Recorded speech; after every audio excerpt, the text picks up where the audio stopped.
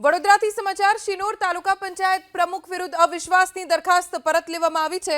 અવિશ્વાસની દરખાસ્ત પરત ખેંચાતા ઘીના ઠામમાં ઘી। ભાજપના મેન્ડેટ પરથી ચૂંટાયેલા 4 સભ્યોએ શિનોર તાલુકા પંચાયતમાં પ્રમુખની સામે અવિશ્વાસની દરખાસ્ત મૂકી હતી। જો કે હવે મામલો થાળે પડી ગયો છે, કેમ કે શિનોર તાલુકા પંચાયત વિરુદ્ધની અવિશ્વાસની દરખાસ્ત પરત ખેંચી લેવામાં આવી છે। જિલ્લા પ્રભારી રાજેશ પાટકે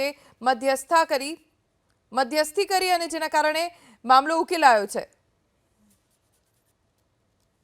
9/2024 ના રોજ જો અમે અવિશ્વાસ દરખાસ્ત લાવેલા હતા, જે પ્રભારી શ્રી રાજેશભાઈ પાઠક સાહેબના સમજાવટના પ્રયત્નથી અમે આજ રોજ પાછી લઈએ છીએ અને રાજેશભાઈ પાઠક સાહેબે અમને બાહેધરી આપી છે કે તમને ન્યાય આપવામાં આવશે અને તાલુકાના પદાધિકારીઓ જે તમને આજ દિન સુધી તમને વિશ્વાસમાં લેતા નહોતા, એ લોકો જો હવે તમને વિશ્વાસમાં નહીં લે તો તેની અમે એમના દ્વારા અમને જાણ કરજો તો અમે એમના દ્વારા શિક્ષાત્મક પગલાં લઈશું। અને એટલા માટે આજથી અમે અમારી અવિશ્વાસ પ્રસ્તાવ પાછો લઈએ છીએ અને એમાં જે ધારાસભ્યશ્રીનું નામ આવતું હતું એ તદ્દન ખોટું અને વાહિયાત છે। અમે એમના ધારાસભ્યશ્રીનો કોઈ સંપર્ક કર્યો નથી અને અમે અમારી રીતના જ લાયા હતા અમે અવિશ્વાસ પ્રસ્તાવ।